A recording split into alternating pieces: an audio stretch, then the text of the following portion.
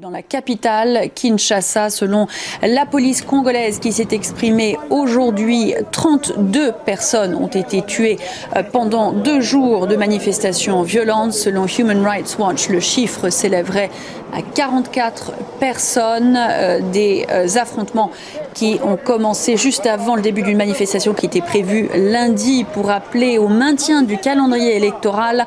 Un calendrier électoral qui est en doute aujourd'hui. Joseph Kabila, qui est soupçonné de vouloir rester au pouvoir au-delà de son deuxième et dernier mandat qui prend fin donc le 19 décembre. Sachez qu'on en parlera de cette crise politique congolaise dans notre débat ce soir dans une trentaine de minutes à 19h10. Bonsoir et bienvenue, c'est l'heure du débat de France 24. Le Congo dans l'impasse. L'élection présidentielle devait être organisée avant la fin du deuxième mandat de Joseph Kabila. C'est dans moins de 3 mois maintenant. La date butoir du 20 septembre, date à laquelle le corps électoral devait être convoqué, vient d'être dépassée. Ce soir, un calme précaire règne donc à Kinshasa. 2 jours de violence lundi et mardi ont fait 32 morts selon la police congolaise qui s'est exprimée cet après-midi. Tout de suite, on retrouve notre correspondant sur place, Thomas Nicolon, pour faire un point. Bonsoir Thomas. Tout d'abord, quelle est l'ambiance ce soir dans la capitale congolaise ? Eh bien, écoutez, comme vous le disiez, c'est presque un retour à la normale à Kinshasa. Les transports fonctionnaient normalement aujourd'hui. La majorité des boutiques étaient ouvertes. On a retrouvé un trafic quasiment habituel dans la capitale. Il y a eu quelques tentatives de petites manifestations, de petits groupes à certains endroits de la ville, mais cela a rapidement cessé, donc un retour quasiment à la normale. Maintenant, c'est plutôt au niveau politique que la tempête continue, notamment après les déclarations du président français François Hollande. Aujourd'hui, le secrétaire général adjoint d'un parti de la majorité me disait que les propos du président français étaient abjects, surtout dans un contexte de crise comme il y a actuellement en RDC, et il va être difficile de voir plus clair dans les prochaines semaines, les prochains mois. Le dialogue national est suspendu jusqu'à vendredi, et il y a toujours cette partie de l'opposition qui refuse de participer au dialogue, donc difficile d'y voir clair dans le processus électoral à l'heure actuelle. Thomas Nicolas, donc le dialogue national toujours suspendu. Que compte faire la partie de l'opposition qui n'en fait pas partie, qui avait donc appelé cette manifestation lundi, qui était à l'origine de ces affrontements? A-t-elle un plan pour les jours à venir? Eh bien, écoutez, l'un des grands leaders de l'opposition congolaise, leader de tout, opposant de toujours, Étienne Tshisekedi, actuellement à Bruxelles, a appelé le peuple congolais à manifester coûte que coûte. C'est-à-dire que il y a encore des leaders de l'opposition qui appellent à de nouvelles manifestations. C'est une décision qui peut être discutée quand on sait que l'opposition a été clairement incapable lundi de contenir tous les gens qui étaient descendus dans la rue. Difficile de démêler le vrai du faux entre les manifestants, entre les pillards. Donc l'opposition n'a pas pris de décision concrète pour les derniers jours. C'est plutôt des leaders isolés qui appellent à de nouvelles manifestations. Mais quoi qu'il en soit, l'opposition qui refuse de participer au dialogue continue de vouloir une seule chose, que Joseph Kabila quitte le pouvoir le 19 décembre à la fin de son mandat. Merci beaucoup Thomas Nicolon. Donc un point sur l'ambiance ce soir à Kinshasa, et on parle de cette crise politique avec mes invités. Je suis ravie ce soir de pouvoir recevoir en plateau tout d'abord Alexandre Kiedi, représentant de l'Union pour la démocratie et le progrès social à Paris. Bonsoir. On est ravis de vous recevoir. En plateau également Francis Laloupeau, journaliste à Africa numéro 1, professeur de relations internationales à l'Institut pratique du journalisme, auteur également de France-Afrique, la rupture maintenant. Et en plateau également avec nous Antoine Glaser, journaliste et écrivain spécialiste de l'Afrique et auteur de Arrogant comme un Français en Afrique. Bonsoir. Bonsoir. On est rejoint également en duplex du Luxembourg, et j'espère que ça a bien fonctionné. On est ravis que vous puissiez être avec nous. Alidor Moulombé, représentant du Parti du Peuple pour la Reconstruction et la Démocratie, donc le parti au pouvoir au Congo. Merci infiniment d'avoir accepté notre invitation. Tout d'abord, on a vu ces 2 jours de manifestations. Alexandre Kiedi, est-ce qu'on peut s'attendre à de nouvelles manifestations de la part de l'opposition dans les jours à venir ? Bien sûr que oui. D'abord, je vais revenir un peu pour ce que Thomas disait depuis Kinshasa. Le président Tshisekedi n'est pas à Bruxelles, il est à Kinshasa. Ça, c'est un. Deuxièmement, l'opposition ne refuse pas le dialogue. C'est nous les premiers qui avons proposé d'abord un cahier des charges, donc une feuille de route pour le dialogue. Nous voulons un dialogue, mais un dialogue consensuel. Nous ne voulons pas un monologue comme ça se fait là-bas à Kinshasa maintenant. Le dialogue national, pour vous... c'est le dialogue entre le groupe du président Kabila et ses agents et l'opposition avec le président Tshisekedi et les rassemblements. Et au milieu, les panels. Les panels doivent être composés, ce que nous avons demandé, par des organismes, des représentants des organismes internationaux qui suivent bien depuis longtemps les progrès ou les non-progrès de l'évolution sur le terrain. Mais qu'est-ce que nous voyons? Nous voyons tout d'un coup comme ça, Kabila avec ses agents, notamment Kamere, pousse Eden Kodjo à faire des dialogues alors que nous l'avons récusé. Pourquoi nous l'avons récusé? Parce que Eden Kodjo n'est pas impartiel, il est partiel. Il tient même des réunions avec le ministre de la Justice du Congo. Eden Kodjo a choisi lui-même, quand vous voyez ce qu'il a choisi comme les représentants de la société civile, des personnalités qui étaient à l'IDPS, qui ont été récusés suite à leur comportement, ils les mettent là-bas. Eden Kodjo ne connaît pas ces gens-là. Donc c'est les gens, les personnes émanant du pouvoir qui ont donné à Eden Kodjo ce titre-là de pouvoir voir ces gens-là. C'est un rappel, Antoine Glaser, de la difficulté historique de l'opposition au Congo à se rassembler. C'est justement ce qui avait été derrière cette tentative d'Étienne Tshisekedi il y a quelques semaines à Bruxelles. Mais l'opposition est forcément dans un pays qui a connu finalement très peu de démocratie depuis son indépendance, a du mal à se rassembler pour se faire entendre. Alors, il faut expliquer, Eden Kodjo est l'envoyé spécial des Nations Unies et le médiateur. Vital Kamere est un membre de l'opposition qui accepte, qui est de l'UNC, qui accepte, lui, de dialoguer avec le pouvoir. Et ils ont déjà fixé un certain nombre, ils n'ont pas donné d'ailleurs de date, de jour, mais en disant, voilà, on va faire les élections. Il faut quand même préciser tout de suite que la conférence épiscopale, l'Église catholique, s'est retirée, a suspendu sa participation à ce dialogue, en considérant qu'après ce qui s'était passé avec le pouvoir dit 17 morts, Human Rights Watch dit 37 morts, un certain nombre de blessés, avec la violence actuellement à Kinshasa, l'Église s'est retirée, a suspendu sa participation. Il faut expliquer que contrairement, enfin, très souvent, ce qui se passe en Afrique, les chefs d'État africains changent les constitutions. On est dans un autre cas de figure, c'est-à-dire le président Joseph Kabila se maintient au pouvoir en faisant glisser. Ça veut dire qu'il n'y a pas de calendrier électoral. Voilà, donc ça veut dire, ils appellent à un recensement électoral dans un pays de 77 millions d'habitants, dont 10 millions à Kinshasa, c'est au minimum entre 1 an et demi à 3 ans. Voilà, faut savoir ça. Et ce dialogue national était déjà, Francis Laloupeau, rejeté par une partie de l'opposition qui refusait d'y prendre part. Et à juste titre, parce qu'il faut se demander finalement à quoi sert un dialogue. En fait, on produit une crise, réelle ou artificielle, et ensuite on invite l'opposition à venir entériner une crise qu'on a provoquée soi-même, un incendie donc on a provoqué, je parle du pouvoir, et ensuite on invite l'opposition à venir dialoguer sur l'agenda et le scénario imposé par le pouvoir. C'est quand même une situation absolument aberrante, parce que, comme le sous-entendait à l'instant Antoine Glaser, on est passé de l'ère des coups d'État à celle des modifications de la Constitution pour se maintenir au pouvoir. Et maintenant, on est en train de voir émerger en RD Congo une nouvelle invention, c'est le glissement du calendrier électoral. Tout cela pour des régimes qui sont réfractaires à la démocratie et à l'alternance. Il faut surtout se pencher sur la nature du régime auquel on a affaire, ce régime.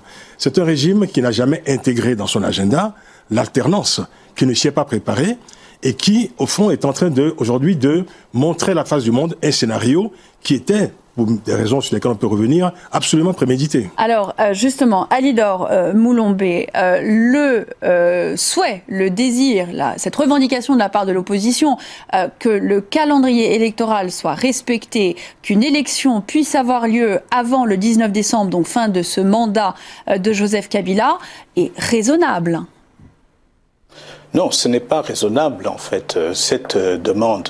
Car, en réalité, si on voit bien, les causes de ce délai, de causes de problèmes que nous avons actuellement ne sont pas simplement des problèmes venant du pouvoir. Déjà, après les élections de 2011, qui ont été contestées, et il a fallu 2 ans pour constituer une nouvelle commission électorale indépendante. Et dans cette CENI, il y a des représentants de l'opposition. Le vice-président, il est de l'UDPS. Donc, il ne faut pas oublier ce fait-là. Donc, dire simplement que c'est le pouvoir qui ne voulait pas, c'est archi faux, c'est contre la vérité de ces situations au Congo. Les Congolais, les politiciens congolais, ils aiment bien ces discussions interminables. Le processus actuel d'arriver au dialogue a duré plus d'1 an. On a d'abord négocié avec l'UDPS. L'UDPS avec qui on a signé même un accord. Ils étaient d'accord pour le dialogue. Et subitement, ils rencontrent M. Katumbi, quelqu'un qui a travaillé avec Kabila pour Kabila jusqu'il y a 4 mois. Quand ils l'ont rencontré, on ne sait pas ce qui s'est passé. Subitement, ils changent de langage. Ils commencent à mettre de préalable sur préalable. Et je trouve que ce n'est pas du tout, surtout dans ce contexte ici, un homme désigné comme eux ont voulu par les Nations Unies de le traiter de kabiliste. C'est irresponsable. Mais Moïse Katumbi, je vous précise, l'ancien gouverneur donc, du Katanga qui pourrait, représentant donc, de l'opposition aujourd'hui, qui pourrait se présenter donc, cette élection quand elle aura lieu. Pour ceux de nos téléspectateurs qui sont peut-être moins familiers. Il était censé tout arranger. Le bien nommé dialogue national devait permettre de réconcilier les opposés et apaiser la grogne politique grandissante. Son but, permettre au Parti du peuple pour la reconstruction et la démocratie du président Joseph Kabila de rencontrer l'opposition avant l'élection présidentielle, initialement programmée pour la fin 2016. Mais avant même que les discussions débutent début septembre, la commission électorale congolaise conseille de repousser le vote. Il y a un consensus qui est là sur le fait qu'il faut travailler sur le fichier électoral. Ce faisant, nous avons donc jeté la feuille de route. Et cette feuille de route, dès décembre, nous annonçons... Inacceptable pour plusieurs leaders et groupes de l'opposition qui décident de boycotter l'initiative de dialogue national. Le président Kabila est au pouvoir depuis 2001 et l'assassinat de l'ancien président Laurent Désiré Kabila. Le chef d'État approche de la fin de son second et dernier mandat, comme l'autorise la constitution de la RDC. Mais il est soupçonné d'en préparer un 3e. En mai dernier, la Cour constitutionnelle lui donne raison et autorise Kabila à rester en place s'il est impossible de tenir de nouvelles élections avant le 20 décembre. 2 figures de l'opposition promettent alors de faire tout leur possible pour empêcher ce scénario de se réaliser. D'un côté, Étienne Tshisekedi, ancien Premier ministre sous Mobutu, il est revenu à Kinshasa début juillet, entraînant des milliers de partisans dans les rues. Et de l'autre, l'ancien gouverneur du Katanga, Moïse Katumbi. Toujours à l'étranger, il a pourtant déclaré sa candidature à la présidence. Antoine Glaser, pour revenir à ce que disait Alexandre Alidor Moulombe, le représentant du parti au pouvoir à l'instant, il est vrai que nous sommes en période de crise. Cette crise politique remonte beaucoup plus loin que ces derniers jours au Congo, qu'on parle d'une crise politique qui dure finalement depuis ces dernières élections, puisqu'elles étaient contestées, rejetées par une bonne partie de l'opposition, et qu'il fallait donc trouver une solution à cette crise. Il faut se rappeler, en 2001, Joseph Kabila succède à son père, Laurent Désiré Kabila, parce que la communauté internationale craignait le vide dans cet immense pays qui est la République démocratique du Congo. Il y avait déjà des problèmes en Centrafrique, il y avait un certain nombre de problèmes dans les pays voisins. Donc voilà, en Afrique, le fils, ça représente quand même quelque chose. Le papa est mort, le fils arrive au pouvoir. Il reste jusqu'en 2006. En 2006, il est élu une première fois. En 2011, il fait son 2e mandat. En 2011, l'élection est contestée et Étienne Tshisekedi, le leader de l'UDPS, dit non, c'est moi qui suis élu. Donc, c'est déjà une élection extrêmement contestée. Et ensuite, c'est un homme taiseux, Joseph Kabila. Plus rien ne se passe réellement. Les choses les choses glissent comme ça. Et à un moment donné, au mois de mai 2016, la Cour constitutionnelle dit « Oh ben finalement, Joseph Kabila peut rester au pouvoir tant qu'il n'y a pas de nouveau président qui est élu. » Et en même temps, c'est vrai qu'il y a un nouvel opposant qui était un ancien compagnon de route de Joseph Kabila, qui est monsieur Moïse Katumbi, qui est un homme richissime, qui était le gouverneur du Katanga. Très vite, il est débarqué d'ailleurs du Katanga. Il est accusé d'avoir mobilisé des mercenaires. Et bon, il va se réfugier à l'étranger, mais c'est vrai qu'il y a une sorte d'alliance dans un cas qui s'appelle le Rassemblement entre Étienne Tshisekedi, qui est le vieil opposant traditionnel, qui représente le Kassa, qui représente vraiment qui est capable de mobiliser les foules, et puis Moïse Katumbi, qui il a quand même beaucoup d'argent dans des pays souvent en Afrique où l'opposition est quasiment n'a rien. C'est vrai que c'est une alliance qui ressemble à quelque chose. Et en même temps, c'est une réalité que dans ce pays où vous avez en ce moment tout autour de la République démocratique du Congo, vous avez des problèmes en Centrafrique qu'on a connus. Le Burundi, la communauté internationale était incapable de faire quoi que ce soit alors qu'il y a 300 000 réfugiés, on dit qu'il y a 600 exécutions sommaires et autres, personne ne bouge. Du coup, Joseph Kabila, il se dit laissons du temps au temps. Alors justement sur cette question, Alexandre Kédi, on avait vu cette volonté de la part d'Étienne Tshisekedi, on l'a vu au moment de cette manifestation qui devait avoir lieu lundi, on l'a vu à Bruxelles quand il a voulu rassembler différentes factions de l'opposition dans un même rassemblement. Ceux qui avaient choisi de ne pas participer s'inquiètent justement de l'arrivée, de la présence de Moïse Katumbi. Est-ce qu'ils ont raison? Ils n'ont pas raison. Pourquoi ils n'ont pas raison? Moïse Katumbi, c'était un acteur politico-économique au Congo. Il était même gouverneur d'une grande province. S'il il s'est rallié avec Etienne Tshisekedi, avec les rassemblements, c'est qu'il a vu que de ce côté du Kabila, il y avait un vide. C'était pas bon. Il fallait venir de l'autre côté. Mais moi, ce que je vais vous dire un peu, vous retracer tout petit peu ce qui s'est passé au cours de ces derniers mois. Tshisekedi a manifesté son génie puisque tout le monde pensait que l'opposition politique au Congo ne peut rien faire, ne peut pas s'unir puisqu'ils étaient désignés à mort. Et qu'est-ce qui s'est passé? Tshisekedi a tendu la main. Ce n'est pas un appel du pied. Il a tendu la main à tous nos compatriotes, à tous les responsables politiques de l'opposition au Congo, ceux qui veulent le changement. Il a tendu la main. Et ces gens-là sont venus pour un engagement, je vous dis un engagement républicain, un engagement citoyen. Ils ont formé ce bloc-là qu'on appelle les rassemblements. Kabila aussi, de son côté, il a rassemblé les siens. Voilà. Et nous, avec les rassemblements, qu'est-ce qu'on s'est dit? On s'est dit, on ne veut pas aller pêle-mêle. On va avoir des objectifs clairs pour permettre que la paix soit viable au Congo. Et pour gagner l'élection. Oui, c'est surtout ça. Et qu'est-ce qu'on a dit? On a dit que désormais au Congo, la constitution sera respectée et l'alternance sera la règle d'or au Congo. Deuxièmement, on s'est dit, désormais au Congo, Kabila ou les responsables politiques qui viendront en place ne peuvent pas continuer à contraindre l'espace de liberté pour les Congolais. Alors justement, on va revenir là-dessus dans la deuxième partie du débat. On fait une petite pause et on se retrouve tout de suite. Restez avec nous. www.bomokoyamboka.com. Pour nos internautes, www.bomokoyamboka. Bomokoyamboka. 3W. La deuxième partie de notre débat consacré ce soir au Congo. On va continuer ce débat dans quelques minutes avec mes invités, mais tout d'abord le rappel des titres. Bienvenue dans la deuxième partie du débat. On parle de la crise politique au Congo avec mes invités ce soir. Je voudrais revenir, Francis Laloupo, sur ce qui vient d'être dit sur cette réussite finalement de la part d'Étienne Tshisekedi ces dernières semaines d'avoir tenté et réussi tant bien que mal. Il y a 400 partis politiques au Congo. C'est un paysage politique très fragmenté, très divisé, compliqué vu de l'extérieur quand on connaît mal. Étienne Tshisekedi a réussi ces dernières semaines une espèce d'entente avec une partie de l'opposition et une tentative crédible pour présenter un anti-Kabila.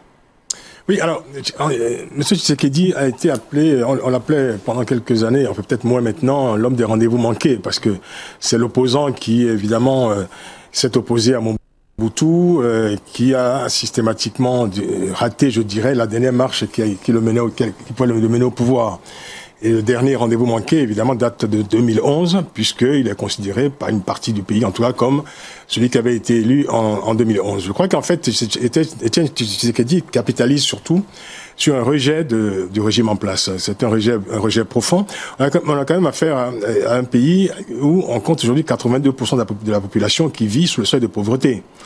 Et on a affaire à un régime qui demande en fait de prolonger son bail au sommet de l'État, alors qu'il n'a pas su simplement organiser des élections. Parce que pour revenir à la question des élections, on nous a dit jusqu'au moment du dialogue qu'il n'y avait pas d'argent, qu'il n'y avait pas les finances nécessaires pour organiser des élections. Or, on sait très bien que des élections sont quand même liées à une prévision budgétaire régalienne. Oui. Alors, un État, un gouvernement qui ne parvient pas à organiser des élections en temps et en heure, ça renvoie quand même plutôt l'image d'un État failli. Comment peut-on faire confiance, comment peut-on prolonger au sommet de l'État une équipe qui n'a pas su faire, je dirais, ce qui est ordinaire dans un régime démocratique, en tout cas qui se présente comme tel, organiser des élections. Des élections sont organisées dans plusieurs pays aujourd'hui en Afrique en temps et en heure. Il n'y a aucune raison que la RD Congo, qui est quand même un des pays les plus riches du continent, puisse aujourd'hui, je veux dire, en toute indignité, dire à la face du monde qu'il n'y a pas de finances disponibles pour faire des élections. On voit bien évidemment que ça fait partie des arguties du pouvoir. Et je me tente de ce point de vue d'ailleurs que l'UDPS ait demandé à engager un dialogue avec un régime. Je ne sais pas sur quel agenda l'UDPS voulait engager un dialogue. Il me semble quand même que de ce point de vue, pouvoir comme opposition, il y a une culture en RD Congo, une culture qui intègre le fait qu'une alternance paisible n'est pas possible au sommet de l'État. Parce que si Joseph Kabila se retirait en temps et en heure de la tête de l'État, il aurait été, au fond, le premier chef d'État dans ce pays à avoir quitté le pouvoir dans des conditions absolument ordinaires et normales. Or, nous sommes en train de rater une fois de plus ce rendez-vous avec l'histoire en RD Congo. Alors, la réponse d'abord d'Alidor Mulombe. Pourquoi ne pas avoir permis justement cette transition démocratique? On a vu cette grande colère des Kinois ces derniers jours. Un vrai ras-le-bol de la population de la capitale congolaise. Ils n'en veulent plus de Joseph Kabila.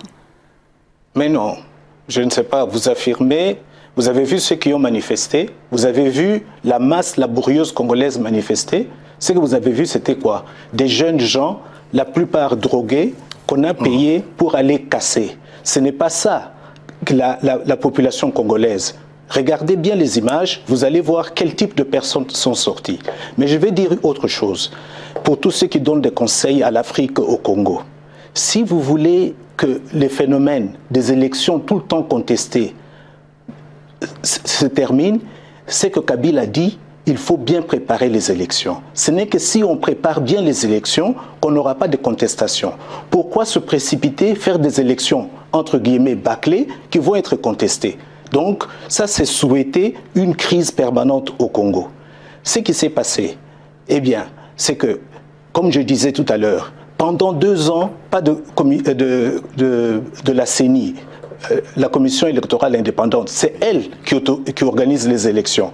Deuxièmement, vous oubliez qu'il y a eu des guerres au Congo. On a attaqué le Congo, le fameux M23 a occupé une partie de l'Est du Congo, même la capitale de l'Est du Congo, Goma, a été occupée. Où est-ce que vous étiez, vous les conseillers? Et vous pensez que lutter contre toutes ces rébellions, ça ne coûte pas de l'argent?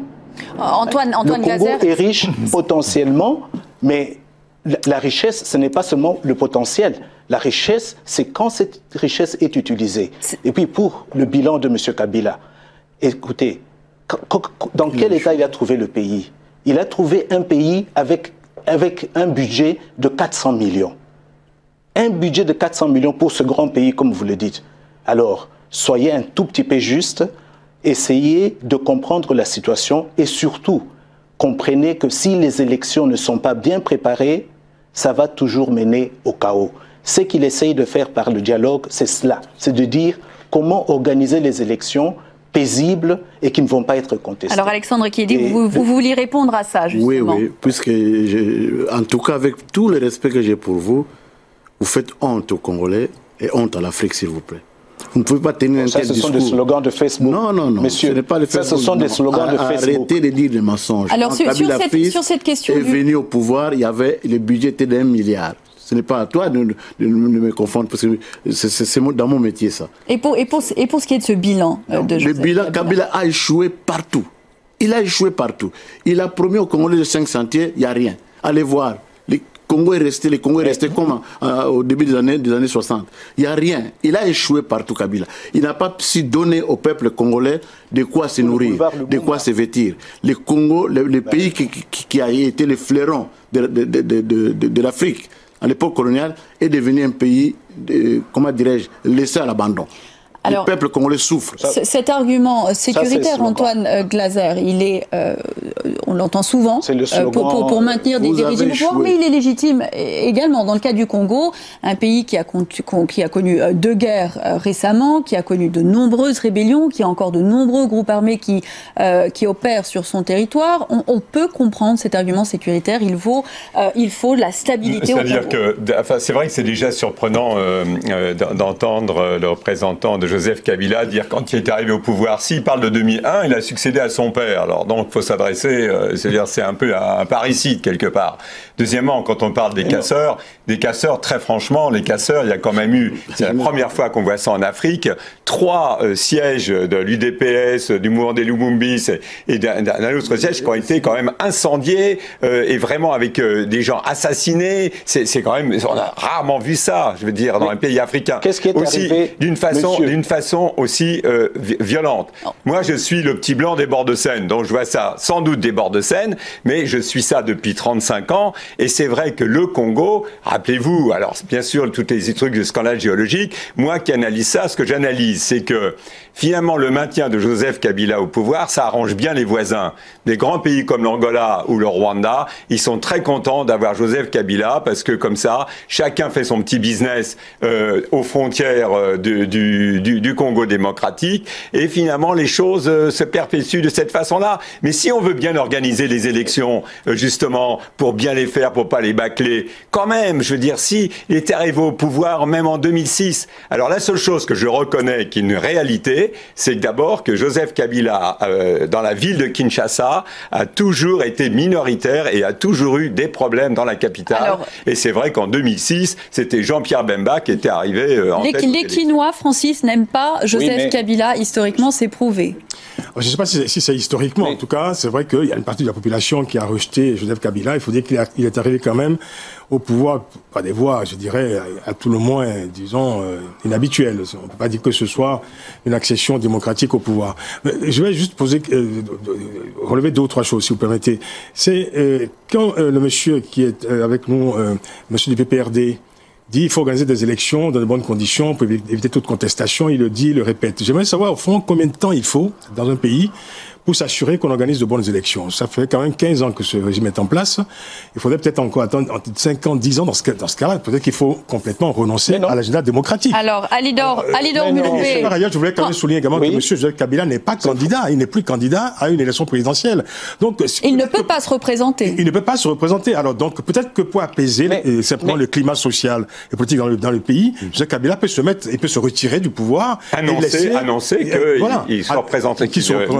Et mettre en place une équipe. Alors, Alidor Mulumbe, pourquoi ne pas le faire? Pourquoi Joseph Kabila n'annonce-t-il pas, ne confirme-t-il pas son départ, quand bien même ces élections seraient reportées, quand bien même il faudrait attendre? Et quand est-ce qu'on peut imaginer que ces élections pourront avoir lieu? Il y a ceux qui dialoguent aujourd'hui, l'opposition responsable qui dialogue aujourd'hui, le dernier point sur lequel ils essayent de se mettre d'accord, c'est sur le calendrier électoral. Donc, si on les laisse travailler, si on n'amène pas des pilleurs, des casseurs dans la rue, eh bien, de ce dialogue, il y aura un calendrier électoral global, très clair. C'est ça l'objectif. On a l'impression que ceux qui ne veulent pas d'élection, ceux qui préfèrent plutôt des postures, comme les dirigeants de l'UDPS, ne veulent pas, en fait, qu'on arrive à ce calendrier. Pour le reste, j'entends trop de procès d'intention contre Kabila. Mais Kabila n'a pas dit qu'il va se présenter. Vous savez, pour la France, il y a un pays voisin où un chef d'État a changé la Constitution, il a fait encore des élections et il a eu même les applaudissements de M. François Hollande. Le Congo de Kabila est dans toute la région des pays de Grands Lacs, à l'exception des pays anglophones comme la Tanzanie et la Zambie, c'est le pays le plus démocratique. Allez au Rwanda, allez en Ouganda, où est le Tshisekedi rwandais? Le Tshisekedi rwandais, il croupit en prison. Alors, c'est Antoine Gazer, sur cette question du Rwanda, la Constitution a été changée et la communauté internationale l'a très largement applaudi. Absolument, non mais je veux dire, c'est une réalité. C'est une réalité aussi au niveau du Congo-Brazzaville. Mais absolument, vous avez tout à fait raison. Mais ça, quel est le... Ok, bien sûr, je suis tout à fait d'accord. Ce sont des présidents qui ont changé leur Constitution pour se maintenir au pouvoir en disant le peuple me demande, moi je ne veux pas, etc. Bien évidemment, vous avez tout à fait raison. Ça n'empêche pas que là, il y a un processus totalement nouveau en République démocratique du Congo. C'est on laisse glisser, alors qu'on ne prépare pas. Et au moment où il faut faire les élections, on dit faut faire un recensement électoral au secours. Mais il y a ce problème de l'hypocrisie de la communauté internationale. D'abord, la communauté internationale, il va falloir quand même le dire et l'affirmer une fois pour toutes, n'existe pas. Vous avez des zones d'influence. Donc habituellement, quand il s'agit par exemple des anciennes colonies françaises, tous les autres pays occidentaux demandent en France qu'est-ce que vous faites vous, qu'est-ce qu'il faut faire, et vous verrez que c'est toujours la France qui propose les résolutions. Quand il s'agit de la Belgique, quand il s'agit de la République démocratique du Congo, tout se passe à Bruxelles et dire qu'est-ce que vous faites à Bruxelles. D'ailleurs, regardez les communiqués, même nos confrères, ils disent voilà, il y a un tel a dit, ça commence la Belgique en premier, après les États-Unis, après la France. Mais franchement, encore une fois, c'est nous, on analyse sur la base de processus qu'on voit bien quand même qu'un grand pays comme la République démocratique du Congo avait tout à fait la capacité, s'ils avaient eu envie, de préparer des élections pour la fin de l'année. Il y a une chose qui n'a pas dit. Je vous ai dit, on a préparé. Puisqu'il y a une chose qu'on n'a pas dit. Attendez, juste Alexandre Kelly, je reviens tout de suite vers vous, Monsieur Mulombé. Tout d'abord. Je voulais lui rappeler qu'il y a quelques mois, Kabila a organisé des élections provinciales, coupant ainsi le Congo en 6 provinces. Ça, c'était pour lui faire plaisir. C'était pour lui-même. Et il a fait ces élections-là, faisant du Congo un pays qui compte 26 provinces. Et c'était facile à faire. Or, dans la loi électorale, dans la Constitution, il est prévu de mettre toujours de côté 250 millions de dollars américains pour la préparation des élections. Comptez depuis qu'on a commencé en 2006 jusqu'à aujourd'hui. Ça va atteindre à peu près 1 milliard plutôt de dollars. Donc Kabila a suffisamment de moyens pour organiser les élections. Mais il ne veut pas les faire puisqu'il veut rester au pouvoir. Alidor Mulombé, vous vouliez répondre? C'est tout. Oui, d'abord, monsieur dit quelque chose qui est faux. C'est un mensonge. On n'a pas organisé des élections provinciales au Congo.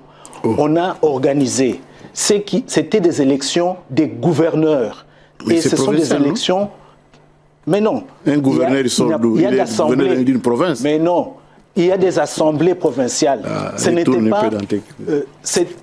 C'était 20 personnes, 30 personnes qui élisent un député, un gouverneur. Ce n'est pas la même chose qu'avoir des millions de gens qui vont aller voter. Donc, je trouve que ce que vous dites est faux. Ce n'est pas la réalité. Deuxièmement, tout le monde parle toujours respect de la Constitution. Mais le découpage de 26 provinces, c'est inscrit dans la Constitution. Mais oui. On ne peut pas lire la Constitution d'une façon sélective. On prend de la Constitution congolaise ce qui vous arrange et les autres éléments de la Constitution, vous n'en tenez pas compte. Donc, c'est ça que j'ai dit. Francis Laloupo. Je suis quand même sidéré par la capacité de certains acteurs politiques à inventer des vérités successives. Au fond, il y a une chronologie dans cette histoire. Et souvent, c'est vrai que certains pouvoirs font fi de la mémoire collective. Il y a d'abord eu dans ce pays, en RD Congo, il y a 2 ou 3 ans, je crois, ce qu'on appelait des concertations nationales. D'abord une sorte de dialogue comme ça, qui évidemment n'a pas abouti à grand-chose, mais qui préfigurait dans notre projet de pouvoir la modification de la Constitution, qui était dans les tuyaux, si je puis dire. Et il y a eu des manifestations dans ce pays. Procès d'intention. Il y a eu une résistance. Il y a eu des morts au Congo il y a 2 ans. Procès d'intention, ensuite, vous ne connaissez pas le Congo. Ah mais si, écoutez, c'est une réalité. Il y a eu des concertations internationales, nationales. Il y a eu des rumeurs de modification de la Constitution, plus que des rumeurs d'ailleurs. Il y a eu une résistance de la population qui a résisté contre cela, qui a manifesté contre. Donc il y avait bien un projet. Et c'est ensuite qu'il y a eu, effectivement, je dirais, cette carte qui a été sortie d'un glissement du calendrier électoral, et qui a amené d'ailleurs le pouvoir à aller devant la Cour constitutionnelle, qui a été consultée, pour autoriser en quelque sorte le fait que le mandat de Joseph Kabila puisse être prolongé. Jusqu'à l'élection d'un nouveau président. D'ailleurs, il faut dire, sans délai, de manière indéterminée. Parce que si aujourd'hui on mettait en place un calendrier, on vient quand même de nous apprendre que la Commission électorale est incapable de fixer une date pour les élections. La Commission se tourne aujourd'hui vers la Cour constitutionnelle. Les experts qui se penchent sur la question, sur le dossier congolais, disent tous qu'il n'est pas possible aujourd'hui, en l'état actuel de la situation du fichier électoral, par exemple, d'organiser des élections avant 2 ou 3 ans. Ce qui fait déjà pratiquement un mandat supplémentaire.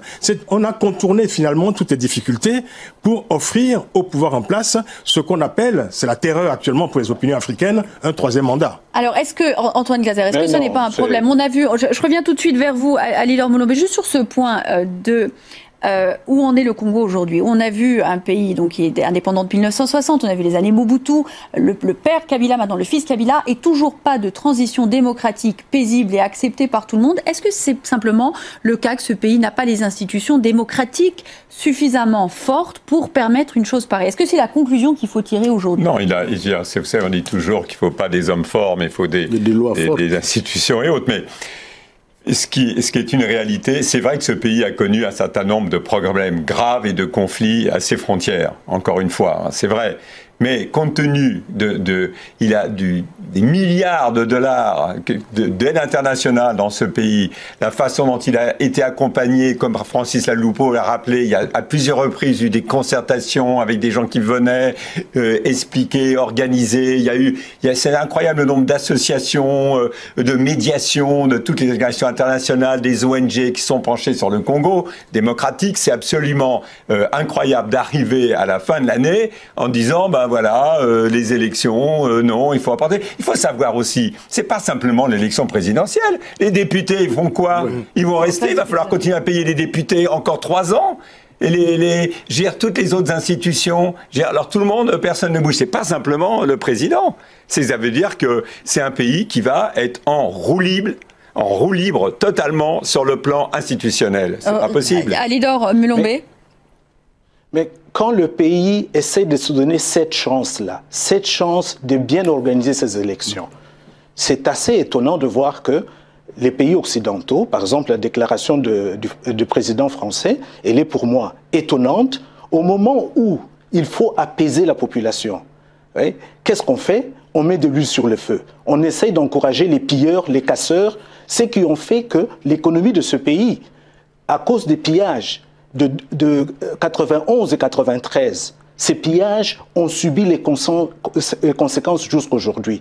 Eh bien, la communauté internationale ou même les grands donneurs de leçons, pourquoi vous n'accompagnez pas ce pays, vous n'accompagnez pas ce dialogue qui doit aboutir? On verra après s'il ne va pas aboutir. Mais le dialogue aujourd'hui dit, maintenant on travaille sur un calendrier électoral.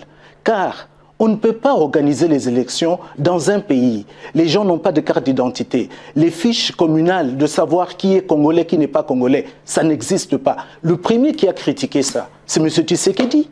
Il y a 3 ans, M. Tshisekedi déclarait on ne peut pas faire d'élections dans un pays où il n'y a jamais eu de recensement, où on ne connaît pas qui est congolais, qui n'est pas congolais. Allez retrouver les déclarations de M. Tshisekedi. C'est tous ces gens-là, c'est l'opposition en grande partie qui a bloqué chaque fois qu'on essayait d'avancer. Le feu Abbé Malumalu, qui était président de la CENI, a proposé il y a 2 ans un calendrier électoral complet. Qui ont refusé ce calendrier? Mais c'est l'opposition. Alexandre Kiedi, le blocage, il est de votre côté? Non, le blocage est du côté de Kabila. Moi, je reviens encore sur M. Alidor. M. Alidor, s'il vous plaît, moi, j'ai beaucoup de respect pour vous. mais vous m'inquiétez avec vos déclarations, puisque vous êtes comme si le Congo était un espace où les gens peuvent faire tout ce qu'ils veulent.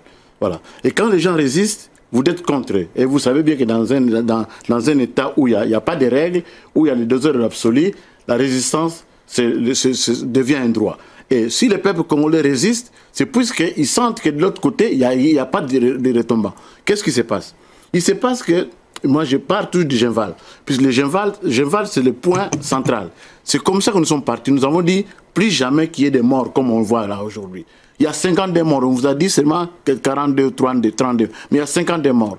Il y a 4 qui ont été tués dans la permanence de l'IDPS. Ils ont été abattus avec une lance-roquette. Les gens ont vu que la lance-roquette a détruit toute la maison et 4 personnes ont été calcinées. Le gouvernement Alidor Mulombe est accusé de répression. Mais regardez, qu'est-ce qui s'est passé? Ils ont demandé une marche, soi-disant pacifique. La marche devait débuter dans l'après-midi, en début d'après-midi.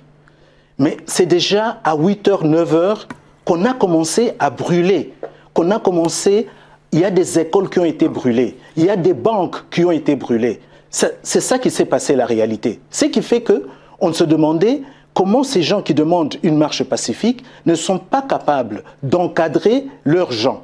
Et quand on regarde la qualité des gens qui étaient dans la rue, qui sont commencés à les piller, voler les magasins des Chinois, etc., c'était des jeunes gens. C'est ce qu'on appelle à Kinshasa, la plupart, ce sont des Chégués.